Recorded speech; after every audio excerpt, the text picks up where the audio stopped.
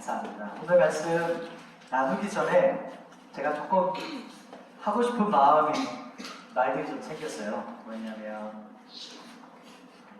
자주 사람들이 물어보면 많이 했던 이야기였는데 제가 전체 있을 때 이렇게 말을 한 적 없었던 것 같아요. 왜냐면 우리 청년부가 왜 좋은가 이런 얘기 많이 들었었거든요. 저도 이야기를 많이 했었고 들어본 적 있나요? 저한테? 몇 명은 들어온 사람들 있었겠죠. 이렇게 1대1로 만났을 때. 이렇게 찬양하면서 또 기도하면서 제 안에 우리 청년부가 왜 좋지? 이런 생각이 좀 들었었어요. 그래서 좀 혼자 생각을 좀 정리하면서 이렇게 칭찬하면 좋겠다 그런 마음이 제 안에 좀 들었었어요. 어떤 거였냐면 제 목소리 잘 들려요? 네. 원래 자기 목소리 제일 어색하죠. 어떤 칭찬이었냐면 우리 청년들 보면 그런 마음이었어요. 순전한 마음이 들었었어요. 저를 한번 봐줄래요? 네, 고마워요. 이렇게 청년들을 보고 있으면 순전하구나 그런 마음이 좀 들어요. 그리고 또 어떤 마음이었냐면 그러니까 리더들에 대한 칭찬이기도 한데 순종하고자 하는 마음이 있어요. 우리 청년들을 보면. 그러니까 누구와는 비교하고 싶진 않지만 아무튼 여러분이 모르는 그 다른 어떤 이와 생각했을 때 그러니까 순종하려고 하는 그 중심이 있구나 그런 마음이 많이 느껴졌었어요. 또 한 가지 뭐였냐면 보면 우리 청년분들은 이렇게 말씀을 집중해서 들어요. 그게 참 귀했어요. 제가 느꼈을 때 말씀이 어려울 수 있거든요. 그냥 지난번에 우리가 전도서 말씀을 제가 와서 하반기 때 하다가 전도서 쉽지 않은데 뭐 이렇게 했는데도 다들 집중을 잘했었고 근데 이제 올해에 대해서는 이제 뭐랄까 이제 복음의 최고봉 어떻게 보면 이렇게 말씀을 전하시는 분들이 일생에서 이걸 꼭 하고 싶어하는 강해가 로마서 강해거든요. 그만큼 내공과 여러 가지 연구와 말씀을 해도 로마서가 쉬울까요? 좀 어려울까요? 어려운 부분이 좀 있어요. 그럼에도 불구하고 로마서를 나눴는데 그 청년들이 막 집중해서 듣는 모습 그런 모습 참 귀했었어요. 또 많지만 또 할 것 또 칭찬할 게 많아가지고 이런 모습들이 청년들이 참 좋았었고 또 한 가지는 오늘 우리 찬양팀이잖아요. 찬양팀을 좀 칭찬하고 싶은 마음이 들었어요. 여러분 오늘 저녁 집회가 너무 감사하고 좋았었죠. 그죠? 은혜가 있었죠. 지금 성진형제 오늘 원래 찬양 인도거든요. 성진형제가 좀 아파서 인도를 못했어요. 근데 우리 예배팀에서 또 다른 형제가 예배 인도를 섬겼거든요. 그죠? 근데 그 짧은 시간에 이렇게 어느 하나도 틀어짐 없이 우리 청년들이 이렇게 마음을 모아가는 거 보니까 너무 감사했어요. 뭔가 변수가 생기고 뭔가 문제가 딱 생기면 그 공동체라든지 그 팀의 실력이 딱 나오거든요. 탁 터졌을 때 딱 뭉쳐가지고 같이 그걸 딱 해결하는 걸 보고 참 우리 찬양팀 참 귀하다. 그리고 이럴 때 한 사람 한 사람 그런 다 리더로 서 있구나. 그런 어떤 마음이 좀 들었었어요. 또 한 가지는 우리 예배팀 찬양팀이라는 말도 좋은데 예배팀이라고 많이 하거든요. 예배. 그래서 예배팀 전체를 말해요. 이 자막까지 하고 안내와 그 예배를 돕는 모든 스태프들을 다 통칭하는 거죠. 그래서 예배팀을 보면서 팀워크가 참 좋다 이런 생각이 들었어요. 이렇게 하나 되는 마음. 예배팀 안에 음악도 많고 음악성도 좋고 막 모든 걸 잘하는데 예배팀이 안 친해. 그런 팀이 있어요. 너무 음악적으로 탁월한데 그러면 진짜 힘들거든요. 근데 우리 예배팀 보면 이 모든 것도 잘 맞을 뿐만 아니라 이렇게 서로가 친밀하고 서로가 팀워크도 참 좋고 그런 게 참 좋았어요. 그리고 또 제가 항상 하는 또 칭찬은 우리 리더들이었어요. 우리 리더들 한번 볼래요? 청년들? 리더들 한번 보세요. 주변에 한번 리더들 보이죠? 리더들 보면 리더들이 참 수고하고 많이 헌신해요. 여러분 알죠? 모르는 것 같은데 지금 표정이 지금 리더들 마음이 상하셨어요. 리더들이 얼마나 헌신하고 수고하는지 알죠? 그래서 리더들이 자신의 삶을 쪼개고 시간을 쪼개고 그러니까 그런 모든 것들을 쪼개가지고 헌신하는 거거든요. 그래서 리더들이 항상 청년들을 생각해요. 뭔가 청년들이 이렇게 하면 좋아할까? 이렇게 하면 힘들어하지 않을까? 이런 고민들 계속 하거든요. 잘 느껴지죠, 그죠? 여러분 느껴지죠? 우리 보고 있었어요? 그죠? 그런 게 참 칭찬하고 싶었고, 또 우리 청년부가 좋았던 부분이기도 한데, 우리 리더들이 또 특히 그래요. 그러니까 순종에 대한 마음이 있어요. 순종하는 마음. 그래서 때로는 본인이 힘든데 순종하려고 해요. 그게 참 귀한 거거든요. 그러니까 진짜 순종은 이해 안 되는데 순종하는 거거든요. 근데 우리 청년들을 리더를 보면 이해가 안 돼도 순종하려고 하는 중심이 있어요. 그래서 그 마음이 참 귀하고 축복하고 싶었어요. 그리고 우리 리더들을 보면 서로가 존중해요. 서로도 배려하고 그런 모습이 참 좋고 제가 감사했어요. 그래서 지금 제가 오늘 며칠이죠? 7월 7일이죠. 그죠? 제가 11월 마지막 주 갔으니까 지금 딱 8개월째 되는 그 주거든요. 그죠? 8개월 있으면서 짧지만 이렇게 느꼈어요. 또 마지막 한 가지가 더 있어요. 그러면 이제 한 사람이긴 한데 너무 한 사람에게 주목되면 좀 그렇지만 우리 장로님, 우리 부부장 장로님이 또 이번에 또 수련회 하면서 또 은정한 삶도 좀 느껴졌어요. 이렇게 이 공동체에 아미들이 딱 심어져 있는 거예요. 그러니까 뿌리가 딱 있는 거예요. 그게 쉽지 않거든요. 그래서 뿌리가 깊게 내리고 있는 사람이 딱 있으니까 그 중심으로 이렇게 뭉치게 되는 거죠.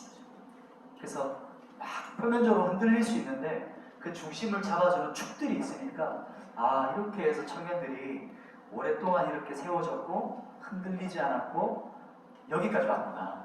그러니까 그런 생각들을 많이 했어요. 그래서 짧은 시간이었지만 예배하면서 이렇게 좀 칭찬하면 좋겠다. 칭찬이란 말이 좀 이상하긴 한데 인정하고 또 축복하고 그러니까 여러분도 이렇게 알았으면 좋겠어요. 여러분이 그렇게 하는 거 받아들이시나요? 네. 동의하시나요? 네. 이렇게 좀 안아하고 싶었고 여러분을 좀 축복하고 싶었어요.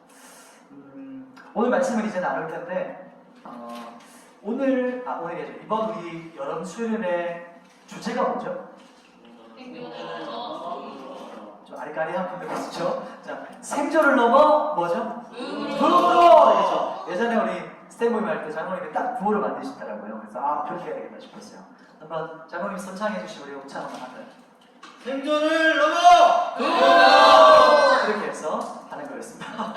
그래서 생존을 넘어 부흥으로에 대한 거예요. 오늘은 이틀 동안 이 두 가지 주제를 같이 나눌 텐데 먼저는 앞부분, 오늘은 이 생존을 넘어가는 거에 대한 거예요.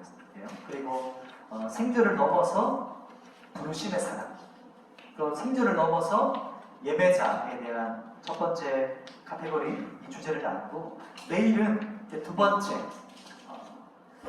이제 에스겔 골짜기에 마른 뼈 이야기가 있어요. 그래서 에스겔 골짜기 마른 뼈가 어떻게 생기가 일어나서 군대처럼 일어나는가 이제 부흥으로 가는 그 말씀을 여러분하고 오늘과 내일 저녁에 이렇게 두 번 나누어서 말씀 좀 전하고 싶어요. 오늘 말씀은 이제 생존을 넘어 부흥으로 이 주제입니다. 오늘 부제는 바알에게 무릎을 꿇지 아니한 사람이에요. 뭐라고요? 바알에게 무릎을 꿇지 아니한 사람. 이 로마서 말씀인데요. 다시 오늘 열왕기상은 이렇게 집어 넣으시고 처음 우리가 봤던 로마서로 한번 봅시다. 신약 로마서 11장 3절에서 5절. 이 로마서 11장은 이번 주일날 다가오는 이 또 말씀이라서 그것과 함께 오버랩되고 겹쳐서 같이 갈 겁니다. 로마서로 돌아와서 보시면 우리가 함께 읽었던 부분이 이제 엘리야와 남은 자에 대한 이야기가 나와요. 혹시 엘리야 선지자 알아요? 엘리야? 하늘에서 불이 내려가게 했던 선지자거든요. 이 엘리야 선지자에 대해서 여러분하고 말씀 나누면서 생존을 넘어 부흥으로 간다는 게 뭔가. 그래서 바알에게 무릎을 꿇지 아니한 사람이라는 부제인데 오늘의 주제는 이 바알에게 무릎 꿇지 아니한 사람 이 주제를 한번 말씀 나누겠습니다. 이제 첫 글자가 생존이거든요. 생존이 영어로 뭐죠?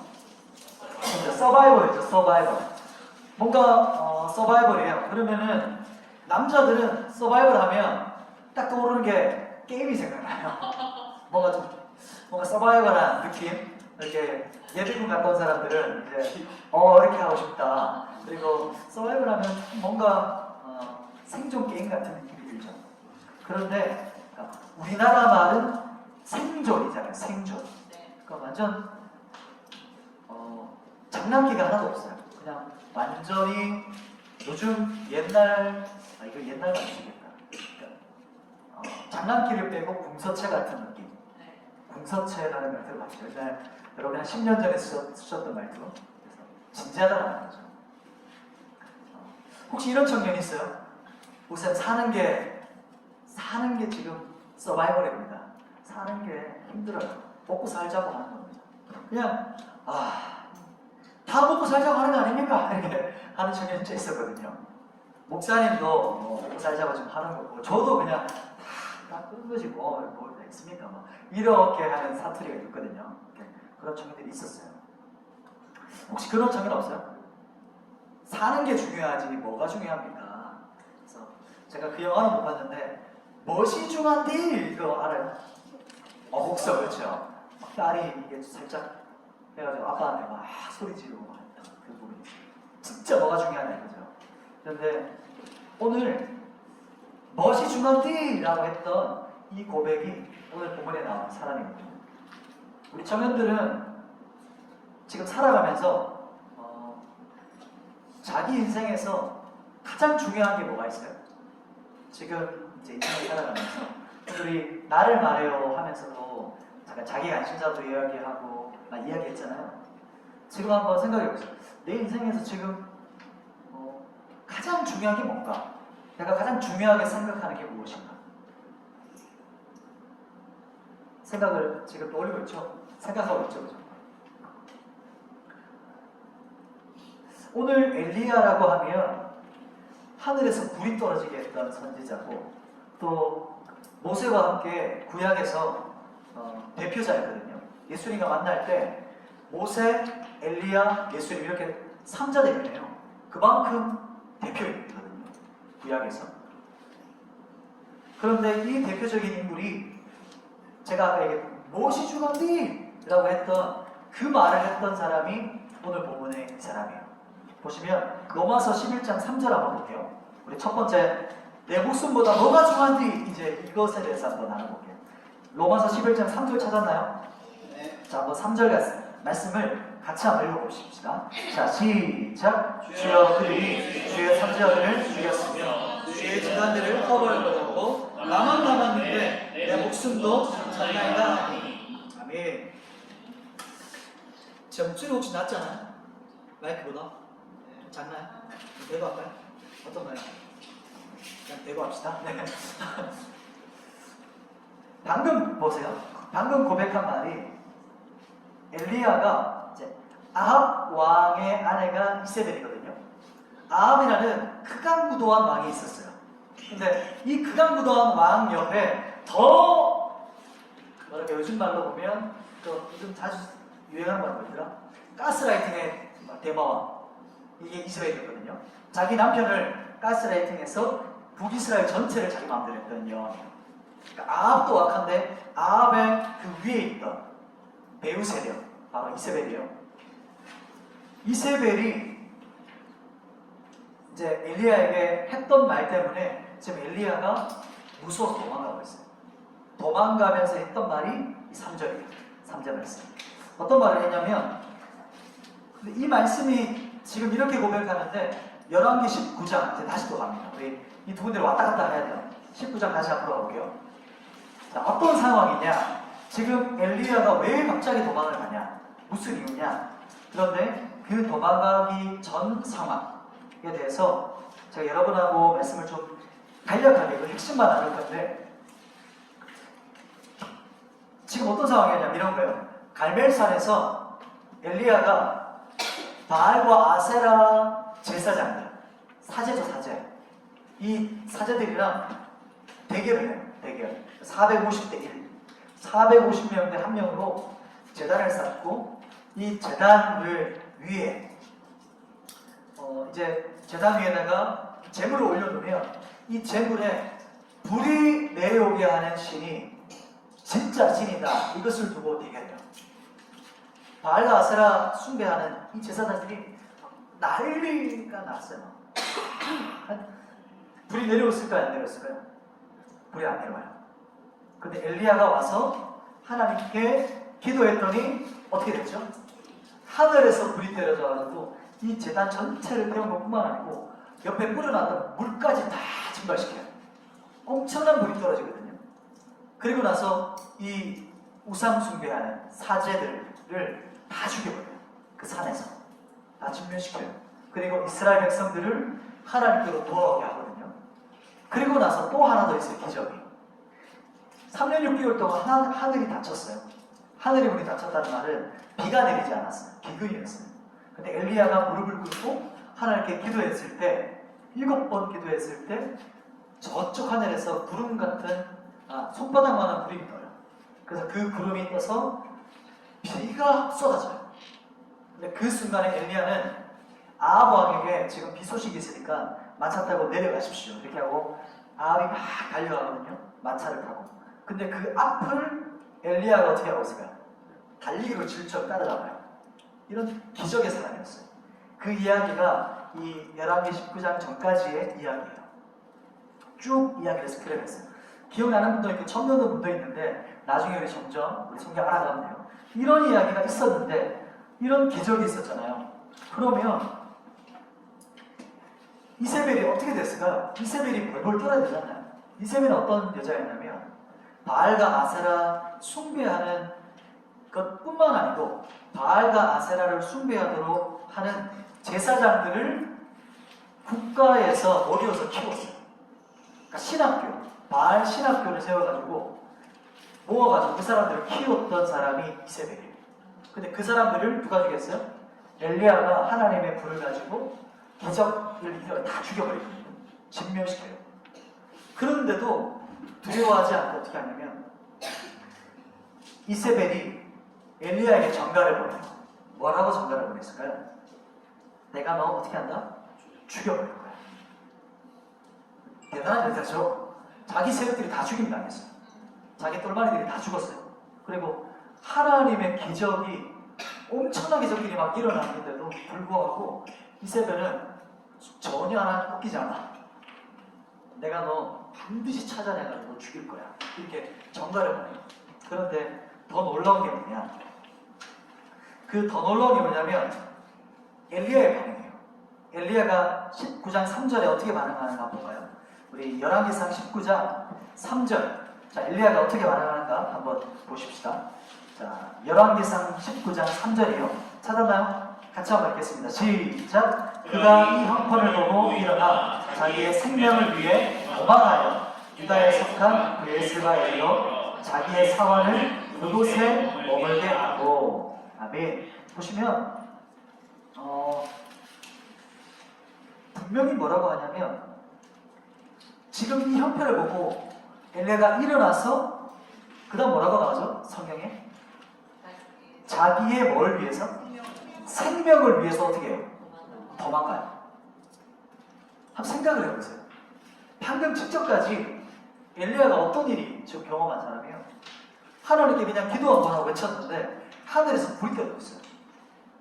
그리고 모든 원수들을 다 진멸시켰거든요. 그 산에서. 그리고 그것으로 끝이 아니었죠. 3년 6개월 동안 비가 내리지 않았는데 자기가 하나님께 기도해서 비가 쏟아지게 했어요. 그리고 하나님의 성령이 부어져서 말을 뛰어넘는 말을 달려내려갔거든요. 엄청난 기적을 막 계속 경험한 사람이었는데 근데 지금 이세벨이 자기한테 했던 그 전갈의 한마디를 듣고 나서 어떻게 반응해요? 일어나서 자기 생명을 위해 도망가요. 이게 참 이게 뭐야? 그 전에 있었던 기적이랑 그 사람이 했던 기백들은 다 어디 갔냐? 이거죠. 그렇죠? 엘리야가 그렇게 엄청난 사람이었는데 이게 뭐야? 왜 이렇지? 이게 의아하잖아요. 그런데 사람이 이럴 수가 있어요. 엘리야가 우리와 똑같은 사람이거든요. 보면 야고보서도 말해요. 엘리야는 우리와 성정이 똑같은 자다 이렇게 말해요. 이런 거지. 이렇게 우리 수련을 하고 나서 막 엄청나게 이 수련 전체를 막 이끌었어요. 그리고 막 찬양을 이끌었어요. 또 리더로서 전체를 이끄는 핵심 리더였어요. 그리고 막 부흥의 사람이 되었고 막 믿음이 불같이 일어났어요. 은혜가 충만하게 받았는데 수련을 딱 끝나고 집에 가자마자 어떻게 했어요? 갑자기 가자마자 잠수. 사람이 사라졌어요. 잠적되는 거예요. 그렇게 될 수가 있습니다. 왜냐하면 신앙을 잃어버리고 한순간에 잠적하고 자기 연민에 빠질 수 있고 더 심각하게는 우울증에 빠질 수가 있어요. 자빠질 수 있는 거죠. 이게 참 무섭죠, 그죠? 그래서 열왕기상에서도 또 로마서에서도 뭐라고 자기를 엘리야는 이렇게 말하냐면 열왕기상 19장 10절 말씀에 엘리야가 자기를 향해 이렇게 말해요. 그러니까 자기 연민의 고백이거든요. 자기 연민이라는 거 혹시 알죠? 자기 스스로를 자기 너무 가엽게 나는 너무 가여워 이렇게 하는 표현이거든요. 한번 10절에 뭐라고 엘리야가 고백하나 같이 한번 읽어볼게요. 열왕기상 19장 10절 같이 읽습니다. 시작. 그가 대답하되 내가 만군의 하나님 여호와께 열심히 유별하오니 이는 이스라엘 자손이 주의 언약을 버리고 주의 제사장을 팔며 칼로 주의 선자들을 죽였으니 오며 오직 나만 남았거든 그들이 내 생명을 찾아 빼앗으려 나이다. 아멘. 지금 엘리야가 하는 고백을 보면 이게 무슨 말이냐면 하나님 제가 유일한 생존자예요. 이 말을 하는 거예요. 나만 남았다. 지금 다 죽었고 나만 남아있다. 이렇게 고백해요.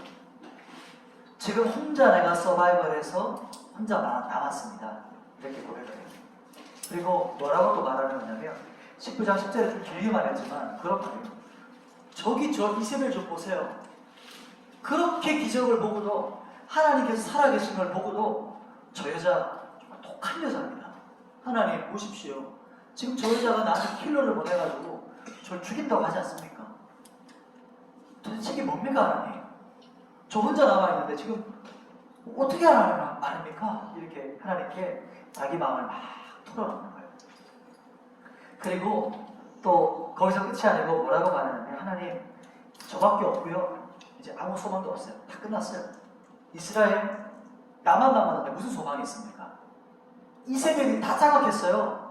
아합과 이세벨 때문에 우리나라 그냥 끝장났습니다. 이렇게 말하고 자기도 끝났고 나라도 끝났고 모든 것이 부정적이에요. 이렇게 말하고 있거든요. 지금 어떤 거냐면 자기 연민과 우울증에 빠져가지고 이 막 원망의 말이 막 쏟아져 나오는 거예요. 이게 우울증과 자기 연민에 빠지면 이런 반응이 막 쏟아져 나옵니다. 그런데 그때 하나님께서 엘리야를 부르시죠. 자 이제 잠이 올 수 있는 시간대가 이제 접어들고 있어요. 여러분, 자 11절 이제 어찌 보면 지금 이제 서론이 조금 지나가고 있어요. 아직 엘리야를 하나님께서 이제 찾아오셨어요. 여러분 지금 잠들면 아직 하나님이 만나지 못하는 대로 잠이 들면 안 돼요. 11절 말씀이거든요. 자 우리 열왕기상 19장 11절 하나님께서 어떻게 하시나 한번 찾아보도록 해요. 자 우리 열왕기상 19장 11절 같이 읽습니다. 시작. 여호와께서 이르시되 너는 나가서 여호와 앞에서 산을 서라 하시더니 여호와께서 지나가시되 여호와 앞에 크고 강한 바람이 산을 가르고 바위를 흡나 바람 가운데 여호와께서 계시지 아니하며 바람 위에 지진이 있으나 지진 가운데에도 여호와께서 계시지 아니하며 아멘. 잠깐만. 하나님께서 이제 엘리야에게 찾아오세요. 지금 엘리야가 어떤 상태였죠? 도망가는 그렇죠. 도망갔는데 왜 도망갔어요? 오늘 주제 생존. 자기 하나 살아남은 거죠. 생존. 자기 생존 때문에 도망갔어요. 그런데 그 자기 연민과 우울증과 낙심과 그 모든 복합체를 가지고 짱 박혀있던 그 엘리야를 하나님께서 찾아가셔가지고 구출해내세요. 그 말씀이 바로 열왕기상 19장 11절이에요. 11절 방금 읽었는데 까먹었죠? 한 번만 더 읽어보십시다. 자, 어떻게 하나님께서 엘리야를 찾아오시는가 한번 다시 한번 같이 읽어보시겠습니다. 시작. 여호와께서 이르시되 너는 나가서 여호와 앞에서 산에 서라 하시더니 여호와께서 지나가시는데 여호와 앞에 크고 강한 바람이 산을 가르고 바위를 부수나 바람 가운데 여호와께서 계시지 아니하며 바람에 지진이 있으나 지진 가운데에도 여호와께서 계시지 아니하며. 아멘. 여호와의 산은 호렙산이에요. 호렙산 들어봤어요? 여호와의 산. 모세가 하나님을 만났던 그 신의 산을 상징해요. 말해요. 신의 산, 호렙산, 여호와의 산. 똑같은 산입니다. 그죠? 그런데 이 하나님의 거룩한 산이라고 해요. 그 산. 그 거룩한 산을 하나님께서 엘리야를 어떻게 해요? 부르세요. 하나님의 산 앞으로 부르세요. 그리고 하나님께서 엘리야 앞을 지나가십니다. 어떤 모습이죠? 성경에 보면 첫 번째 어떤 모습이냐면 크고 강한 바람으로 산을 가르세요. 크고 강한 바람. 이 바람 소리가 얼마나 큰지 산이 어떨 것 같아요? 떠나갈 듯하다는 거예요. 바람 소리 때문에. 막 태풍 올 때 있죠. 그럼 막 진짜 막 무섭잖아요. 바람 소리 자체가 막 공포죠. 그 바람이 강력한 것 때문에. 그 바람이 어느 정도 강도라면 바람 때문에 바위가 없어져요. 바위가 없어지는 하나님의 강도를 임하세요. 강력한 바람으로. 그런데 바람 가운데 하나님께서 계셨나요? 안 계셨나요? 안 계셨어요. 바람이 그쳤어요. 그리고 그 다음 온 게 뭡니까? 지진이에요.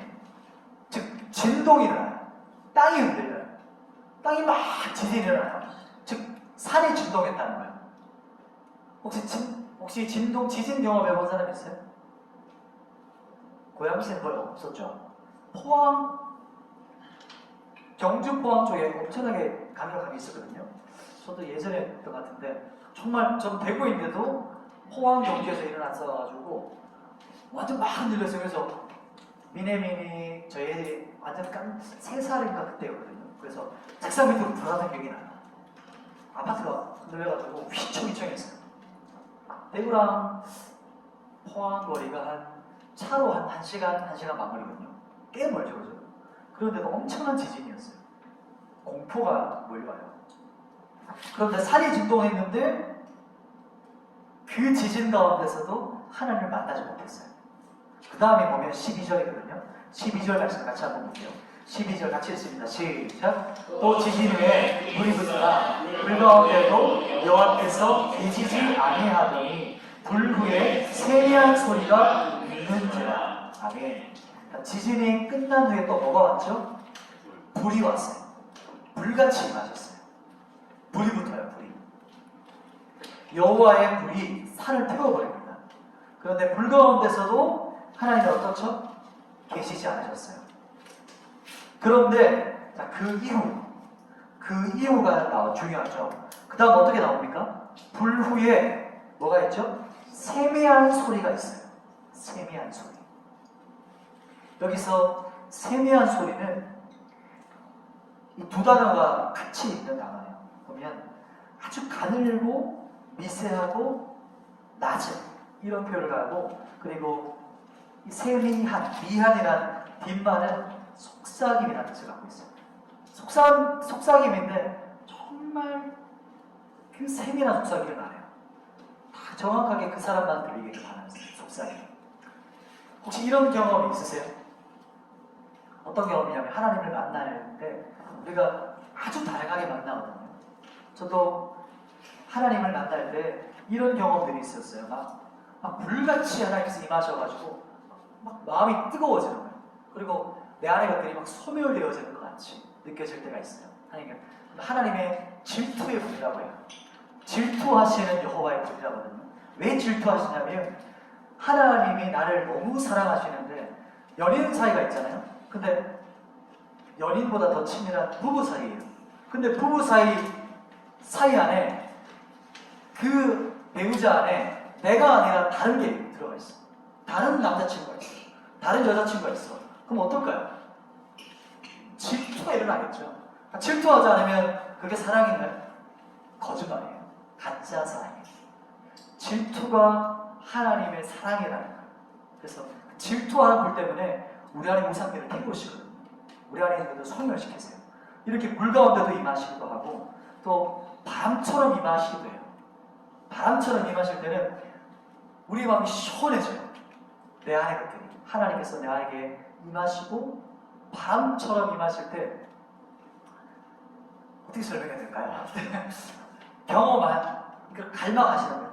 사모하는 거예요. 그러면 여러 방면을 하나님을 경험할 수 있거든요. 바람처럼 내 마음이 시원한 마음들, 내 마음이 시원케 되는 마음들, 또 진동하실 때가 있어요. 내 마음에 하나도 남지 않도록 하나님께서 나를 흔드시는 거예요. 왜 흔드실까요? 왜 흔드실까요? 남기지 않으려고. 내가 붙잡고 있던 거. 내가, 이게 내 우상이었던 거. 뭐냐면, 내가 요거 믿고 있던 거를 붙잡고 있거든요, 사람은. 내 돈이 많은 사람. 그리고 통장에 돈이 많이 꽂혀 있다. 그러면 뭘 믿어요? 돈을 믿어요. 자기가 믿고 있던 걸 하나님께서 흔드세요. 근데 오늘은 그렇게 임하신 것이 아니고 어떻게 임하셨냐면 세미한 소리로 임하셨어요. 그러니까 하나님께서 엘리야 가운데 임하셨는데, 임재하셨는데 어떻게 임재하셨냐면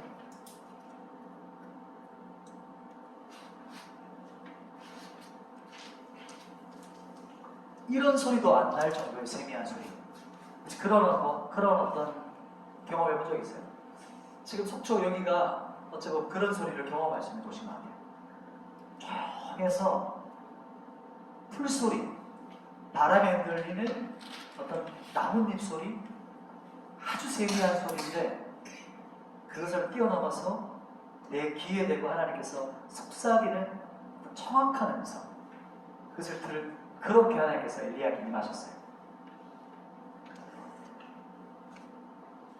그래서 어떻게 하나님께서 그 압도하시거든요. 이렇게 임하실 때는, 하나님의 영광이 임하실 때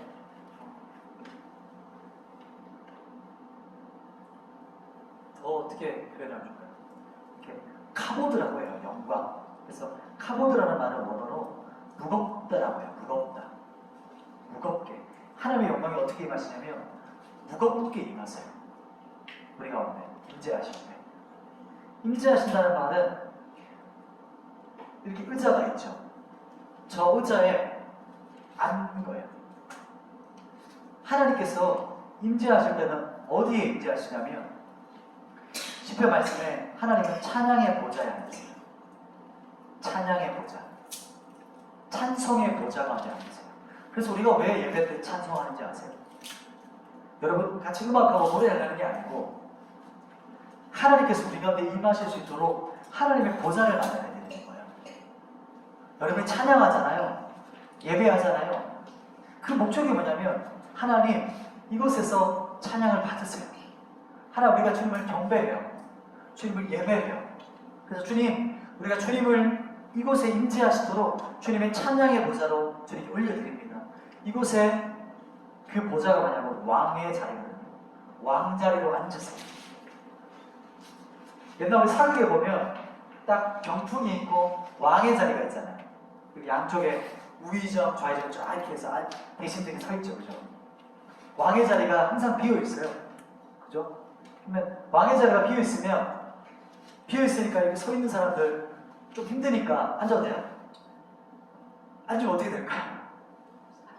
바로 앉자마자 사행이에요. 왜 그렇죠? 비어 있는데. 이렇게 어르신들 서울게 하면 안 되잖아요. 왕이 아직 안 왔는데. 왜냐하면 그 보좌가 주는 상징이 있어요. 하나님이 임하신다는 보좌. 그래서 찬송의 보좌인데 그 찬송은 어떻게 마련해 드리냐면 하나님께서 우리 청년부 예배 가운데도 임하시지만 더 주님께서 우리에게 원하시는 것은 이번 우리 유초등부 여름성경학교 할 때도 그렇게 함께 고백했던 그 찬양이 내 마음의 한 자리였어요. 어린이들이 하는 내 마음의 한 자리. 내 마음의 한 자리가 뭘까요? 내 마음의 중심이에요. 주님은 가장 앉고 싶어하는 자리가 어디냐면 여러분의 그 마음이에요. 여러분의 중심. 그래서 여러분의 마음의 보좌를 주님께 올려드리면서 어린 양 대신 예수님 제 마음에 앉아주세요. 그럼 어떻게 앉아달라고 하냐면 여러분이 주님을 전심으로 찬양하고 주님을 높여드리며 주님께서 내 마음의 보좌에 앉으시는 거예요. 악기팀들은 악기를 연주하면서 아까 기원 형제가 얘기했잖아요. 악기로 주님을 찬양하고 예배하는 게 자기 부르심이었잖아요. 일렉을 치면서 드럼을 치면서 주님께 악기를 연주하면서 예배하는 거예요. 그러면 하나님께서 그 예배 가운데 찬송 가운데 보좌에 앉으시는 거예요. 이게 바로 하나님의 세미한 임재, 영광의 임재거든요. 이 부분은 다음번에 조금 더 우리 자세히 나누면서 갔으면 좋겠어요. 그리고 하나님께서 뭐라고 말씀하시냐면 다시 이제 로마서 앞으로 나오십시오. 로마서 신약이죠? 신약 말씀 로마서 11장 4절이에요. 이 로마서 말씀을 사도 바울이 11개상 이 말씀을 가지고 인용해서 무슨 말씀하고 있는 거예요. 자, 로마서 11장 4절 다 찾으셨나요? 아멘 해볼까요? 아멘. 네, 좋아요. 좋습니다. 11장 4절 같이 한번 읽고 딱 끝나면 뭐라고 마침표로 하는 거냐면 아멘 이렇게 하면서 마무리하는 겁니다. 11장 4절 같이 읽습니다. 시작. 그에게 하신 대답이 무엇이냐? 내가 나를 위하여 나에게 무릎을 꿇지 아니하사 7,000명을 남겨놓았다 하셨으니. 아멘. 아멘이라는 동의합니다. 그렇게 될 걸 제가 믿습니다. 이렇게 선포하는 거거든요. 그래서 혹시 다른 사람이 기도할 때 다른 사람이 기도했는데 저쪽에 어떤 분이 아멘 하시잖아요. 왜 아멘 하시지? 왜냐하면 그 기도 나도 같이 고백합니다. 이런 뜻이거든요. 그래서 성경 읽으실 때 딱 읽고 나서 아멘 하면 이 말씀이 제가 하는 고백입니다. 하나님께 올려드리는 거예요. 또 한 가지는 아멘으로 하나님께 영광을 돌리라 이렇게 말해요. 그렇게 하는 뜻입니다. 자, 다시 본문으로 보면 하나님께서 엘리에게 말씀하십니다. 뭐라고 말씀하시냐면 아니야! 너만 남은 거 아니야. 너 혼자 아니야. 이렇게 말씀하세요. 너 혼자 남은 거 아니고 너 말고 7,000명이 더 있어. 이 7,000명이 어떤 사람들이었죠? 바알에게 무릎 꿇지 아니한 7,000명의 사람이 있어. 이렇게 말해요. 바알은 뭐죠, 여러분? 바알은 뭘까요? 바알이 뭘까요? 바알, 우상이죠, 우상. 좋아요. 우상. 상징적으로 바알이 뭘까요? 지금 우리에게 적용하는 어떤 것들이 있을까요? 바알은 그 당시 농경 문화에서 있었던 우상 숭배 중에서도 그 농경에 농작이 잘 되게 하는 거 풍요의 신이었어요. 풍요의 신. 그래서 바알과 아세라가 쌍이었어요. 그래서 바알이 비가 내리면 바알의 정액으로 갔어요. 그래서 이 바알의 정액이 땅의 신이 아세라거든요. 그래서 땅에 정액이 내리면 이게 차고 넘치면 풍작이 되는 거예요. 열매가 되는 거예요. 그래서 그 당시 모든 우상 숭배는 남창과 여창, 즉 남사제와 여사제가 집단적으로 신전에서 그 관계를 맺는 거예요. 성적 관계를 맺어서 그게 마지막 퍼포먼스예요. 그러니까 그 모습을 보고 이스라엘 사람들이 착 빠져가는 거예요. 그걸 거룩한 문화였다가 가나안의 풍요의 우상 숭배 문화를 딱 봤더니 정신을 잃어버린 거야. 이스라엘 백성이. 그 모습이죠. 그게 퍼포먼스예요. 신전이에요. 그게 신의 어원이에요. 신이 뭐죠? 맞아요. 신이 있고 SR 신, 제 맞고 그 영화에 나오는 한 신, 두 신 있죠. 그 신이라는 게 바로 신전의 무대를 상징해요. 그것에서 온 것이 사람들에게 퍼포먼스로 보여주는 것이 그 고대에 있었던 신전 그 음란한 제사 문화였어요. 아무튼 이 바알에게 무릎 꿇지 않았다는 것은 바알은 지금으로 보면 세상을 말하고 또 지금으로 또 해석한다면 성공을 말해요. 성공. 풍요의 신이었잖아요. 바알에게 우선 잘 숭배하면 농경 문화가 풍작이나 성공이에요. 또 명예. 그리고 이 모든 세상을 대표하는 우상이 바알을 상징하는 겁니다. 그런데 바알 앞에 어떻게 했어요? 무릎 꿇지 않았다. 무릎 꿇지 않았다는 것은 상징적인 의미죠. 무릎 꿇지 않았다는 게 뭘 말할까요? 무릎 꿇게 그냥 물리적으로 무릎 꿇었다 이거는 굴복하지 않았다는 것이고 타협하지 않았다는 것이고 더 한 걸음 더 나가면 바알에게 입맞추지 않았다는 말도 있거든요. 뭐냐면 예배하지 않았다는 거예요.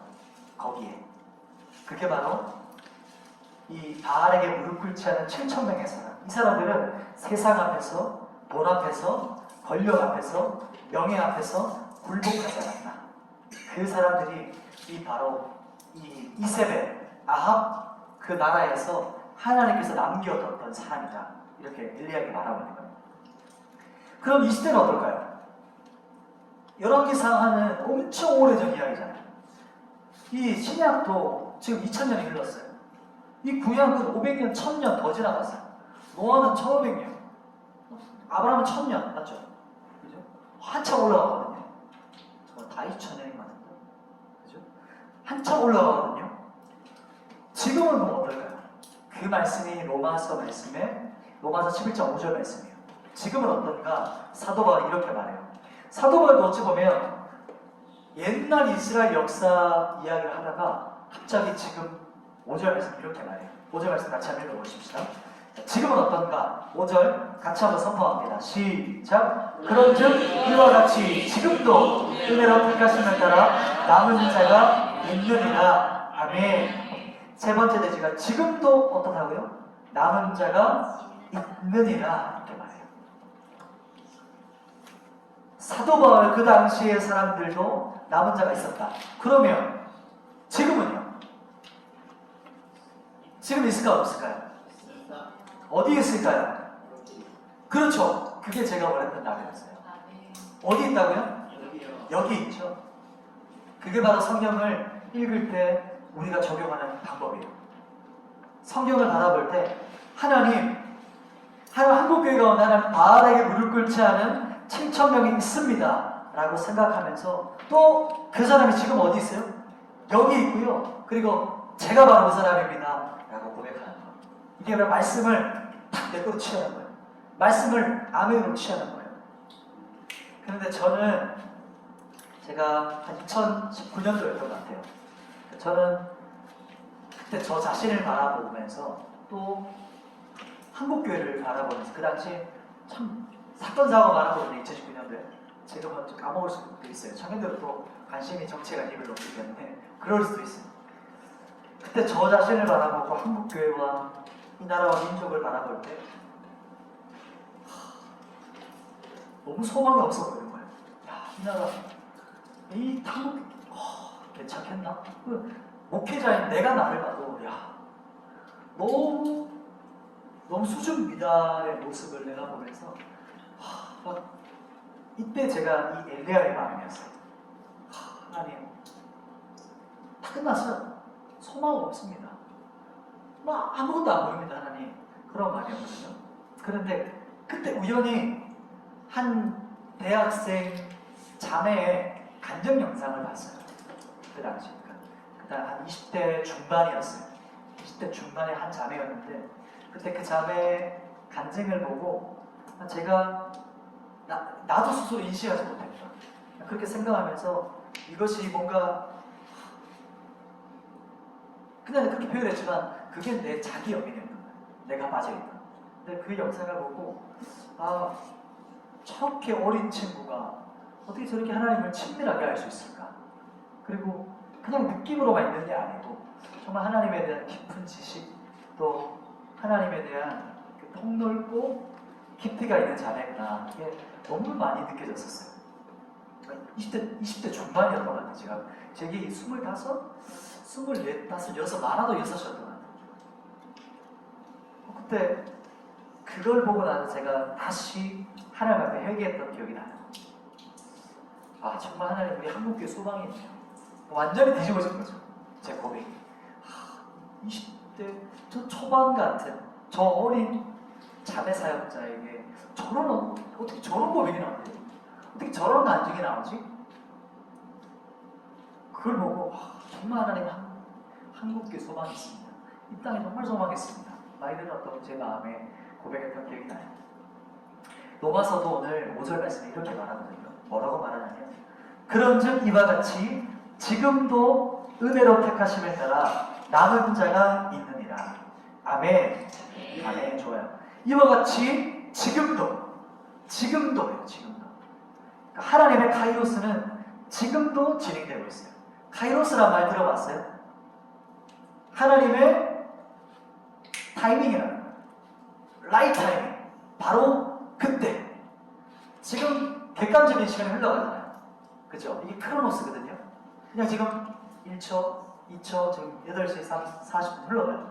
이거는 크로노스예요. 근데 이 크로노스 가운데 하나님은 시간을 초월해 계시거든요. 그럼 하나님께서는 이 크로노스라는 시간에 언제 임하실까요? 하나님의 때라는 것은 뭐냐면 하나님께서 이 크로노스 가운데 딱 들어오실 때가 뭐냐면 하나님의 카이로스예요. 그게 똑같이 때거든요. 성경에 보면 히브리어 헬라어에서는 크로노스, 카이로스가 달라요. 근데 우리나라와는 똑같이 때, 시간이 이렇게 많아요. 하나님께서 우리는 똑같은 시간인데 하나님께서 우리 가운데 딱 임하시면 그때가 소유자에게 임하시는 하나님의 카이로스가 돼요. 초월해 계셨던 분이 역사 가운데 개입하시는 거예요. 초월하셨던 하나님께서 내 인생 가운데 개입하시는 순간이 카이로스의 타이밍이에요. 그게 하나님 만나는 시간이에요. 하나님을 경험하는 사건이에요. 그게 하나님께서 어떤 사람을 기다리셨다가 주목해서 보셨다가 하나님께서 원하셨던 정확한 타이밍에 찾아오시는 거예요. 그게 하나님의 임재고 하나님의 카이로스라고 해요. 그런데 그때가 지금도 하나님은 어떨까요? 지금도 하나님은 당신의 사랑을 찾고 있어요.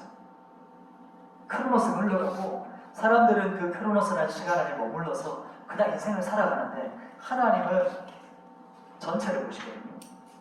그리고 하나님은 하나님께서 사용할 자를 선택하기 위해서 지금도 찾고 있어요. 지금도 보고 계세요. 그 사람이 바로 성경에서 뭐라고 말하냐면 그 사람을 바로 남은 자라고 해요. 어떤 사람? 남은 자라고 해요. 남은 자. 그래서 성경은요 남은 자 사상이 있어요. 그래서 렘넌트라고 해요. 렘넌트, 남은 자. 렘넌트, 남은 자 사상이 있어요. 왜 남은 자냐? 이게 무슨 말이냐면 하나님은 아무것도 없는 것 같은 곳에서 시작하세요.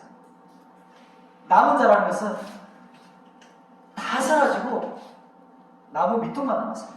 근데 거기서 하나님께서 뭘 시작하냐면 손을 딱 내세요. 가지를 내세요. 이게 나사렛이에요. 나사렛. 나자르라고 하는 연한 순 같고라는 말 들어봤죠. 이게 바로 우리 메시아 그리스도를 말하는 상징이에요. 그래서 하나님은 언제나 역사를 새롭게 시작하실 때 남은 자를 통해서 택하셔서 그 사람 통해 새로운 역사를 시작하세요. 지금은 어떨까요? 지금도 그래요. 지금도.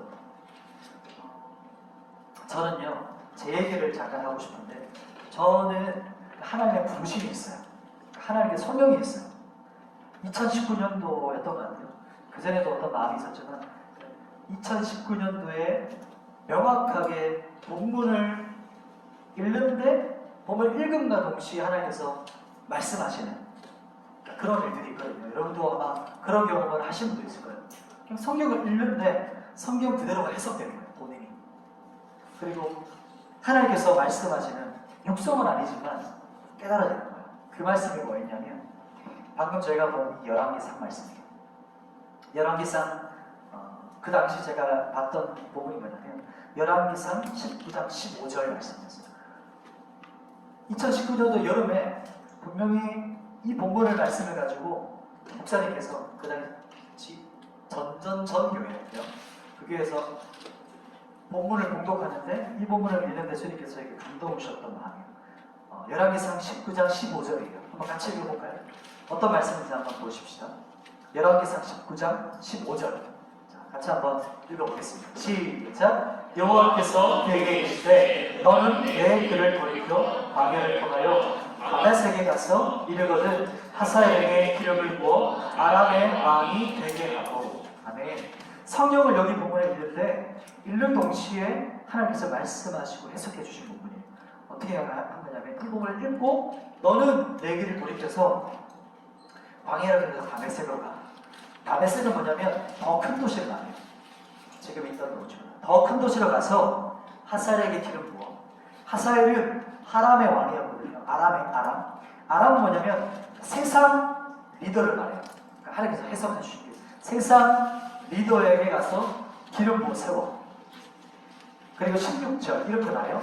너는 또 nim시의 아들 예후에게 기름을 부어 이스라엘의 왕이 되게 하고 또 아벨 보홀라 사바세 아들 엘리사에게 기름을 부어 너를 대신하여 선지자가 되게 하라. 아멘. 예후에게 기름을 부어라. 왕을 세우라. 리더를 세우라. 이렇게 말하셨어요. 예후는 다음 세대를 이끌어갈 리더를 말해요. 그리고 마지막에 보면 엘리사 나오잖아요. 엘리사에게 가서 기름을 부어라. 이것은 너를 대신해서 다른 선지자를 세우. 이렇게 말씀하셨어요. 마지막에 가장 중요한 거죠. 다음 세대를 이끌어갈 사역자를 세우는 거예요.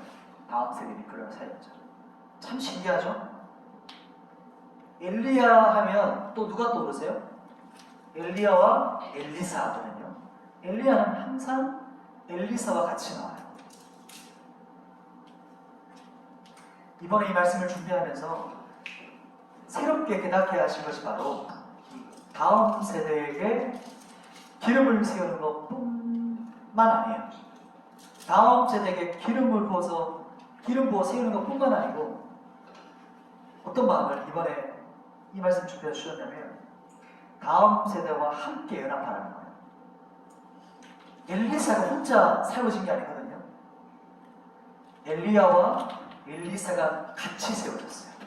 함께 했어요. 엘리사가 어떻게 세워졌냐면 이 불의 사람 엘리야가 엘리사를 함께 가요. 함께 들고 다녀요. 언제나 함께해요. 연합해요. 불타는 사역자였고 하나님의 불의 사람이었고 불을 내리기도 하고 하늘에 올라갈 때도 뭘 타고 올라가죠? 불병거를 타고 올라가요. 불의 사람이었어요. 우리 레온교회 리더들이 지금 생부터 지금 많잖아요. 우리 소연자매 또 동훈이 형제가 지금 앉아있고 지금 아프고 아마 지금 픽업 갖고 오고 있어요. 내일 또 한 번 더 나누겠지만 우리 리더들에게 하고 싶은 제 메시지가 이거예요. 뭐냐면 우리 리더들에게 소원하고 부탁하는 부분이 이거예요. 우리의 자리를 다음 세대에게 내어줘야 돼요. 내어줘야 돼요. 그런데 이걸 오해하는 뭐냐면 내어주고 빠빠이 이게 아니에요. 그게 아니고 내어준다는 말이 뭐냐면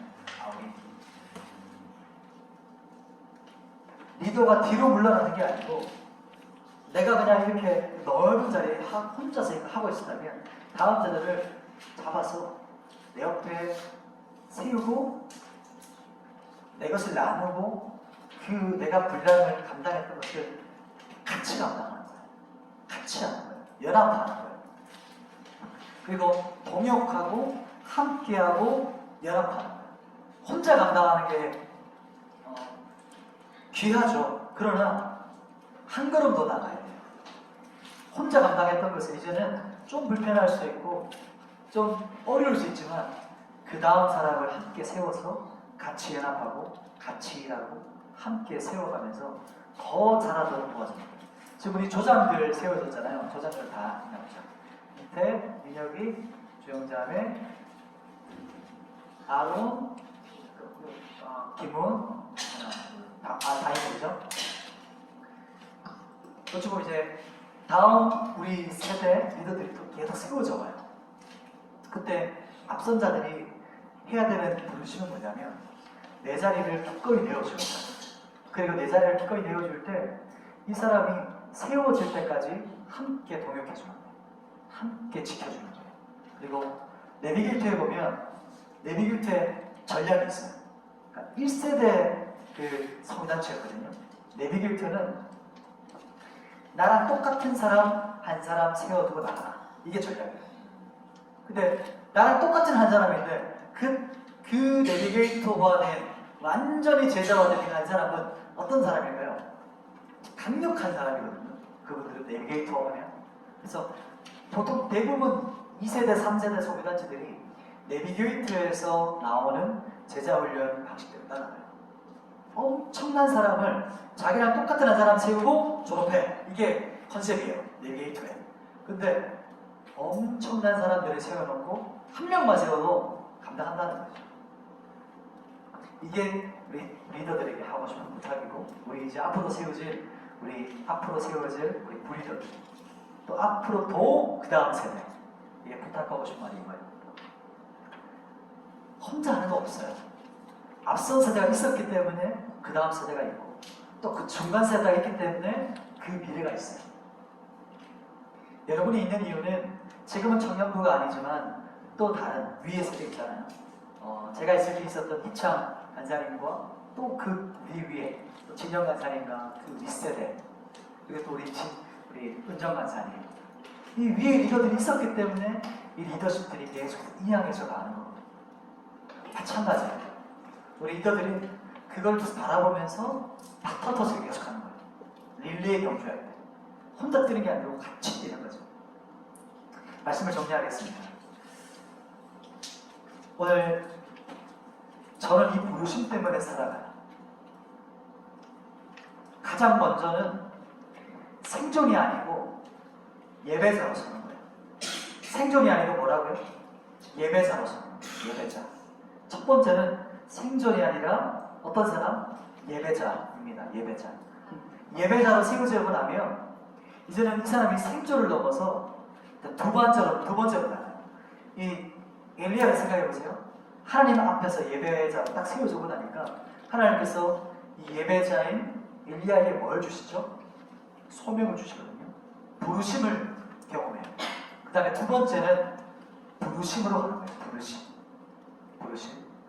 그리고 그 다음 단계가 생존을 넘어 부르심의 사람으로 하나님께 부름을 받았다면 이 부르심을 이제 세 번째 사명을 감당하기 위해서 가는 거예요. 엘리야가 그 자리에 일어나서 어디로 갔죠? 다메섹을 지나 예후와 엘리사에게 찾아갔어요. 그 다음 세대를 세웠어요. 이것이 하나님께서 우리에게 원하시는 그 모습이에요. 첫 번째 예배자, 부르심, 마지막 사명자로 나아가는 거예요. 그 다음 단계는 이제 내일부터 나눌 텐데, 그러면 가장 먼저 뭐가 시작돼야 될까요? 엘리야가 어떻게 회복되기 시작했죠? 첫 단계가 뭐였죠? 어디 앞에 섰죠? 그렇죠. 하나님의 산, 여호와의 산 앞에 섰어요. 이게 첫 시작이거든요. 그래서 광야를 지나서 하나님이 계신 그 산으로 올라가야 돼요. 이게 이제 우리 석초라는 여기가 설악산 바로 자락이잖아요. 높은 고지대로 왔어요. 아까 나갈 때는 좀 시원하지 않았어요? 막 전국이 30도 막 웃들고 있어요. 지금 폭염이거든요. 지금은 상징적으로 여러분 하나님의 산에 올라와 계세요. 상징적으로 이해가 되세요? 그리고 그 상징은, 그 산은요, 일상이라는 분주함이 있죠. 일상에 막 쳇바퀴처럼 살아가다 보면 그냥 살아가요. 막 다람쥐가 쳇바퀴 돌듯이. 세탁기 돌리는 거 있죠. 막 돌리면 정신없이 사무실에서 막 이리저리 왔다 갔다 막 돌다 보면 막 탈진했어요. 그냥 세탁기 돌렸기 때문에 내 안에 있는 모든 이 막 물기가 다 빠져가지고 탈진했는데 딱 멈췄어요. 자, 퇴근해 집에 가요. 집에 가서 아무것도 못하게 잠들어요. 힘들어서. 쳇바퀴처럼 돌아가는 우리의 일상에서 잠시 벗어나서 왔어요. 지금 긴 시간 말씀을 들었거든요, 여러분이. 그런데 지금 이 먼 곳까지 와서 우리가 시간을 투자했고, 요즘 우리 MZ에게 있어서 시간이 얼마나 예민하고 중요한 거예요. 내 시간을 쪼갠다는 거. 그리고 돈뿐만 아니고 여러분 뭐 냈어요? 회비 안 내잖아요. 회비도 냈죠. 시간과 돈을 내서 왔어요. 여기까지 왔는데, 우리가 그저 돌아갈 수 없잖아요. 그냥 돌아갈 수 없잖아요. 얼마나 허무하고 아까워요. 그냥 왔다 가는 거. 그 일상이라는 것을 잠시 벗어나서 우리가 다시 한번 하나님 앞에 서고 싶은 마음이 있는 거잖아요. 내가 하나님을 경험하지 못한 친구가 있다면, 청년이 있다면, 뭔가 이렇게 신앙생활하는 건 아닌 것 같은데 그런 느낌 안 들어요? 들죠? 이것보다 뭔가 좀 행복할 것 같은데 왜 이렇게 난 힘들지? 그리고 하나님 믿는 사람들이 좋다 하는데 좋은 게 뭐지? 그죠? 그런 것들을, 그런 임재와 은혜를 체험해 봤으면 좋겠어요. 그냥 다른 사람들이 말하는 거 말고 내가 하나님을 만나는 거. 근데 그러기 위해서는 지금 하나님께서는 은혜를 계속해서 주시거든요. 지금 어떤 때냐면 지금 이 은혜 받을 때예요. 지금 이 은혜 받을 때란 말은 무슨 말이냐면 지금은 은혜의 장마가 시작됐어요. 지금 때는. 근데 마지막 주님 오시기 전에는 닫혀요. 지금 장마비가 막 내리 쏟아져 오는데 근데 그 비를 한 방울도 맞지 않을 방법이 있어요. 그 한 방울도 닿지 않을 방법이 있어요. 혹시 뭔지 아세요? 맞아요. 여러분의 마음의 그릇이 이렇게 있다면 이렇게 위가 보이게 하면 물이 막 부어져서 우리가 마음을 하나님을 향해 큰 마음과 큰 갈증을 가지고 요구하면 하나님께서 그 그릇에 충만하게 부어주시겠죠. 근데 그 그릇을 어떻게 해요? 거짓말. 이게 뭐 어떤 말이죠? 안 들어! 버리는 거예요. 나랑 무슨 상관이야 그게? 지금 사는 것도 힘든데 무슨 기독교야? 그 그릇이거든요. 사람이 망그러지면 지금 내 코가 독자인데 무슨 은혜를 받고 이 시대에 옛날 고리타분한 신화 얘기를 하고 창조를 얘기하고 지금 진화론이 다 맞다고 하는데 무슨 말도 안 되는 소리를 해. 자기 마음을 이렇게 엎어볼 수가 있어요. 아무리 하나님의 은혜로 우리에게 부어주고 싶어도 내 마음을 어떻게 해요? 엎어버리면, 쉽게 말하면 귀를 닫아버리면, 마음을 닫아버리면 호수처럼 쏟아져가지고 주변에 있는 사람들 막 홍수가 나가도 떠내려가도 나는 꿋꿋이 메말라 있을 수가 있어요. 굳건하게 그냥 메마를 수 있거든요. 그런데 옆을 보면 저 사람은 참 예수 믿는 게 좋은가 보다. 왜 저렇게 교회를 와서 기뻐할까? 여러분 그러고 싶지 않잖아요. 그죠? 전자가 되고 싶죠? 그러면 우리의 마음을 좀 이렇게 열어드려야 돼요. 다른 뭐 없어요. 특별한 특별한 뭔가 있다면 이제 그렇게 말하는 사람들이 보통 사인이나 이단들이에요. 뭔가 있습니다. 이렇게 말하면 이제 접근해오면 이상한 거죠. 진리는 예전부터 동일하게 선포되어 와요. 그리고 그 담비를, 진리의 담비를 여러분의 마음에 담을 것이냐 여러분이 결정하는 것이고, 근데 그 결정을 하시더라도 그 은혜를 여러분 심령에 부어주시고 여러분 가운데 임재하시는 것은 누가 결정하시냐면 하나님께서 주권적으로 결정하세요. 하나님의 타이밍에 여러분을 찾아오시는 거예요. 근데 전제되어야 될 것은 여러분의 마음이 열려 있어야 돼요. 여러분이 마음을 하나님께 열려 하셔야 되고 간절히 소망하셔야 돼요. 원하셔야 돼요. 그때 하나님께서 여러분의 마음을 터치하시고 불같이 바람같이 성령이 임하시기도 하고 세미한 음성이라 임하시기도 하고 각자 다른 방식으로 임하시게 됩니다. 그래서 이 시간 함께 찬양하며 나아갈 텐데 우리가 아까 찬양했던 찬양이에요.